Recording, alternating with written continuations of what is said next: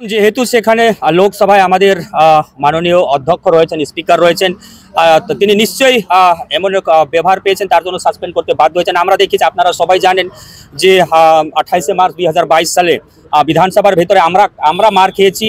আমার জামা কাপড় ছেড়েকে আমার পাঞ্জরা ভেঙেছে, তারপরে আমরাই সাসপেন্ড হয়েছি। তা আমার মনে হয় না যে সেখানে এই ধরনের ঘটনা ঘটেছে। আমি একজন সাংসদ আছি, আমাকে সারা দেশের লোক দেখছে, তো আমার আচরণ, আমার ব্যবহার সংসদের ভিতরে কিভাবে থাকা উচিত সেটা নিশ্চয়ই আমি নিজেকে ভাবা উচিত। যে ভেতরে তো আমাদের স্পিকার সাহেব রয়েছেন, ওনারা দেখবেন ব্যাপারটা কি আছে কি না আছে। নিশ্চয়ই আমি সেভাবে আচরণ করেছেন, তার জন্য সাসপেন্ড করতে বাধ্য হয়েছেন। বিরোধীরা আজকে 92 জন সাংসদ মিলে স্বরাষ্ট্রমন্ত্রীর পদত্যাগ, সংশ্লিষ্ট এমপি যার পাশে ওই ললিত ধারা ঢুকেছিল তার পদত্যাগ, বহিষ্কার এবং প্রধানমন্ত্রীর বক্তব্য দাবি করেছেন এর ফ্লোরে। তারপরে এই ঘটনা, এটাকে কিভাবে বলবেন? দেখুন, 2001 সালে ওই ঘটনাটা ঘটেছিল, নিশ্চয়ই আমাদের সেখানে সরকার ছিল। 2023 এই ঘটনাটি ঘটেছে।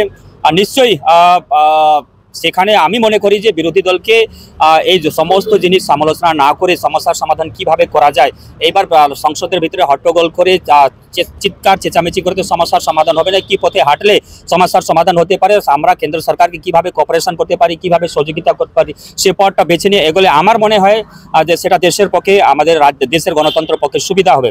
এইভাবে মনে করেন যে কোনো সমস্যার পথ না খুঁজে আমি যদি শুধু হাল্লা করি, চিৎকার চেঁচামেচি করি, তাহলে কিন্তু সমস্যার সমাধান হবে না। তো দেখুন, বিরোধীদের তো সবসময় এখানে শুধু বিরোধিতা করার জন্য বিরোধী, তার জন্য না, গঠনমূলক যদি সেখানে কিছু সাজেশন থাকে তাহলে নিশ্চয়ই ওনারা সরকারকে দিতে পারেন। তার জন্যই তো সাংসদ আছে, বিধানসভা আছে। এক্ষেত্রে দাঁড়িয়ে রাজ্য বিধানসভা আপনারা যেরকম কণ্ঠরোধের অভিযোগ তোলেন, ঠিক একইভাবে কণ্ঠরোধ বিরোধীরা বলছে যে লোকসভা সংসদে হচ্ছে।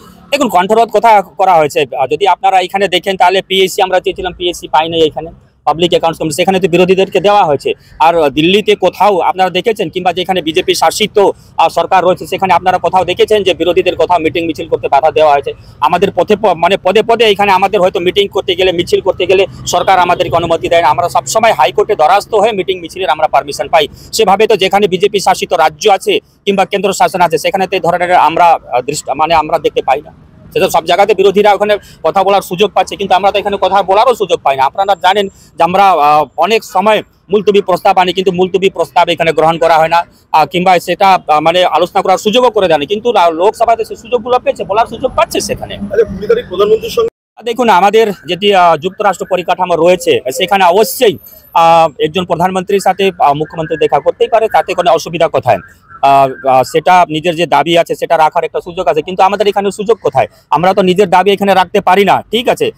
আমরা যদি নাবানোতে যাই তাহলে আমরা কোনো মুখ্যমন্ত্রী তো দূরের কথা, কোনো মন্ত্রী তো দূরের কথা, আমরা কোনো প্রিন্সিপাল সেক্রেটারির সাথে দেখা করতে পারি না, তারা এড়িয়ে চলে যায়। আমরা এলাকাতে যদি ডিএম এর সাথে দেখা করতে যাই, ডিএম আমাদেরকে এড়িয়ে যায়। বিডিওর সাথে দেখা করতে গেলে বিডিও দেখা করতে পারে না, বিডিওর সাথে আমরা দেখা করতে পারি না। সেখানে একজন প্রধানমন্ত্রী, আমাদের যশস্বী প্রধানমন্ত্রী নরেন্দ্র মোদীজি যথেষ্ট যারা বিরোধী তাদেরকে সম্মান দিয়ে কথা বলেন, তো নিশ্চয়ই যুক্তরাষ্ট্র পরিকাঠামোতে ফেডারেল স্ট্রাকচারে একজন মুখ্যমন্ত্রী প্রধানমন্ত্রীর সাথে দেখা করতেই পারেন। তাতে কেউ সেটিং বলছে, কি বলছে সেটা আমরা এখন কে কি বলছে সেদিকে না গিয়ে, যদি একজন মুখ্যমন্ত্রী প্রধানমন্ত্রীর সাথে কথা না বলে তাহলে কার সাথে কথা বলবেন? অনেক বিজু পটনায়ক আছেন, আরো যারা ঝাড়খণ্ডের মুখ্যমন্ত্রী, তারা সবসময় আমাদের প্রধানমন্ত্রীর দরজা সবসময়, যারা মুখ্যমন্ত্রী আছেন তাদের জন্য দরজা খোলা আছে, নিজের কথা গিয়ে বলতেই পারেন, অসুবিধে কোথায়? ঠিক আছে।